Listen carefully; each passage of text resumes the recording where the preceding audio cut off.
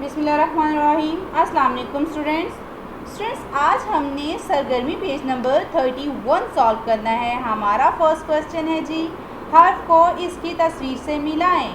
तो बेटे ये हर्फ दिए गए हैं, इनको हमने इनकी दुरुस्त पिक्चर से मैच करना है। ठीक है, आइन, आइन उकाब, आइन से उकाब,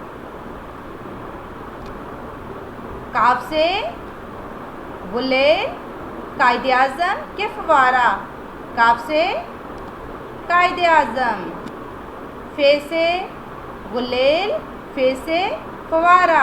क्या आएगा? गुलेल का फर्स्ट साउंड फे है कि फवारा का फर्स्ट साउंड फे है? फवारा का। Very good. आगे क्या है? गाइन। तो गाइन क्या है, किससे मैच होगा? ऑब्वियसली वन पिक्चर है और वो है गुलेल, तो गुलेल का फर्स्ट साउंड है गाइन, गाइन का गाइन गुलेल। सवाल नंबर 2 है जी, तस्वीर के पहले हर्फ के गिर्द दायरा लगाएं।